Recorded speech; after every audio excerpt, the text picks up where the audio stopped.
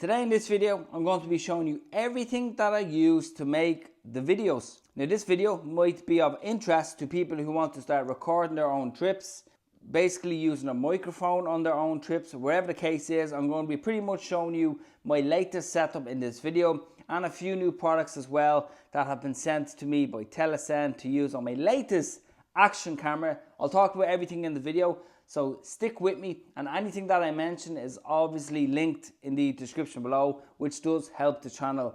Now first off, the camera that I'm actually recording on right now is my iPhone 15 Pro, and I generally use the front facing lens when I'm doing kind of shots like this that you see in my video, so I can actually see myself in the whole frame. And I always record in the highest resolution possible, which is 4K resolution. That is on my iPhone 15 Pro. Also, when you see me actually recording first person view shots on the electric scooters, I use a chest mount. They're pretty much all the same, and that's where my camera is actually mounted on my chest. And the camera that I actually use for that right now is the latest DJI Osmo Action 4, which is this one here. In the past I used the GoPro Hero 10, which wasn't really the best. I was never truly happy with that camera. It did do the job, but at least with the Action 4, it's built better, it's easier to use, it has a bigger lens that's also replaceable, which I'll talk about in a few minutes. But if you're looking to get the shots, the type of shots that I'm getting from the quality, definitely get this. And once again, generally I record in 4K 60 frames per second using the DJI Osmo Action 4. Also, when it comes to audio, which is probably one of the most important things, I'll show you my setup right now. A lot of people do struggle when it comes to audio basically on their videos, and the best and easiest solution I found is if your helmet has vents like my Bell Super 3R, you see the vent here in the middle. I have a cold shoe mount right here, and the microphone that I'm wearing right now actually just pops down there, and that's actually how I get the best audio that I can get possible on my videos. And the mic that I'm using, which is my latest mic, which is the DJI Mic 2, which is a complete wireless system.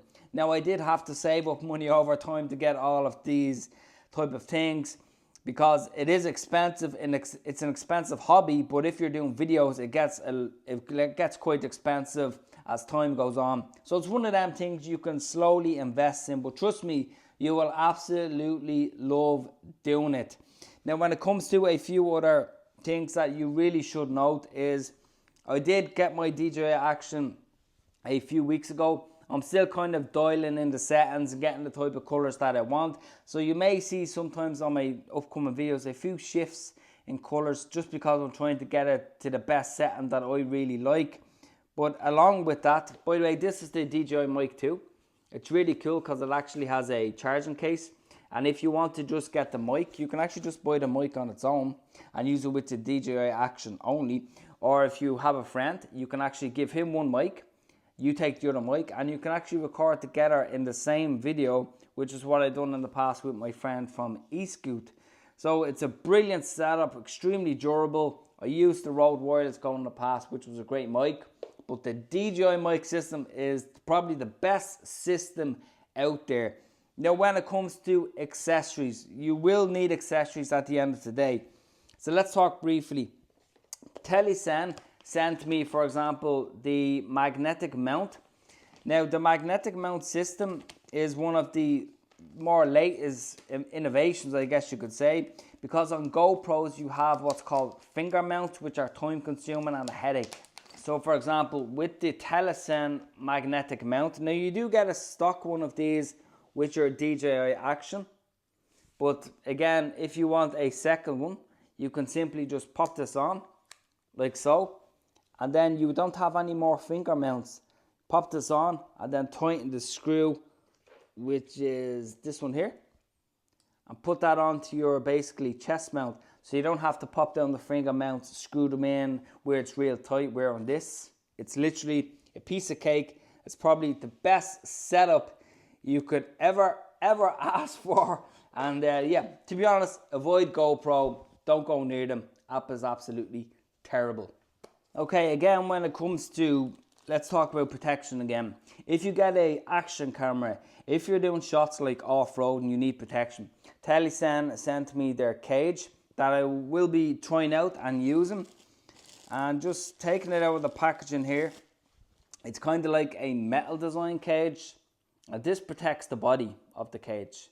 So if you fall, this will protect it from scratches. It also has a quarter mount here, so you can screw this onto a selfie stick, for example, if you're getting those long type of shots. I'll explain now in a second a few shots, how I get a few of the shots on my videos.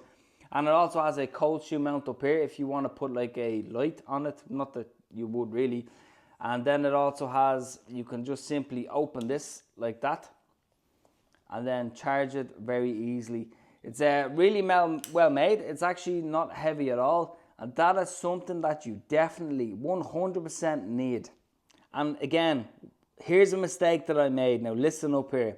If you spend all the money on camera gear, don't do what I do.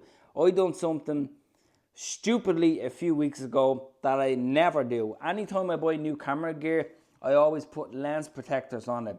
Because I wanted to try out the Osmo Action 4 really fast, I was riding my friend's Nami. We came to a really deep gravel pit. I couldn't get the traction and I actually had a fall on it.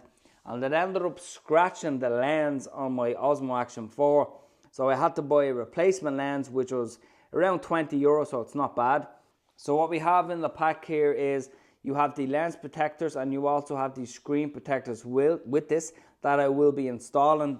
All of this stuff is actually quite cheap, so don't worry, you're not going to be out of pocket by a lot of money.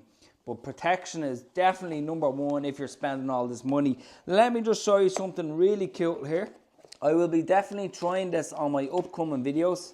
So this is basically a mount that I'm going to be trying out. Now I normally do use a really big clamp for putting it on the kind of this side of the scooter, for example, to get these side shots that you see sometimes of the wheels. But Telesin sent me this new really kind of cool clamping mechanism, which is quite small, very lightweight, but also durable. Let me show you where you can easily mount this on your scooter to get really close-up shots without having to spend too much money. So sometimes on shots like with my current setup, it's hard because the clamp I have is really thick and you cannot get it around tight spaces like this. So when you have something really nice like this, this is going to be really cool and I'm looking forward to trying this out. Basically, you can just loosen your clamp like so. And this is also, these are ball jointed on both ends. So let's say, for example, you just want to swivel it around, put it like whatever angle you want. Let's just say I want to mount a camera here. I mean, take a look at how cool that is. So let's just get that nice and tight, okay? And then let's say you want your camera mounted at this angle. You put it there. Get everything tight. And then you can just mount your camera. And then, of course, if you wanted, you can have it swivel the ball head around, up, down. You can get really close-up shots kind of coming back from the rear or at the front. I mean, it could not be any more simple. You have clearance there. You can pretty much mount this anywhere, and I've always struggled to get really good camera positions while I'm riding. So this is definitely something that I am going to really enjoy using.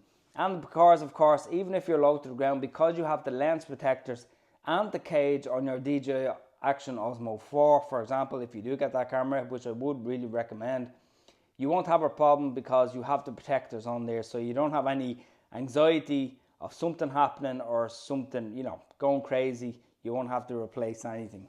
I also received a pack of ND filters from Telesin. I have not had these in the past, and basically what they are is, if it's a very bright day, they block out a lot of the natural light. The higher the number, the more light they block out, but these are used to actually make your footage look more clear, so you don't have any blown outs in the sky, for example. So I am really looking forward to testing these, and these are actually really good quality. They simply pop on and pop off, and they seem to hold in place very well.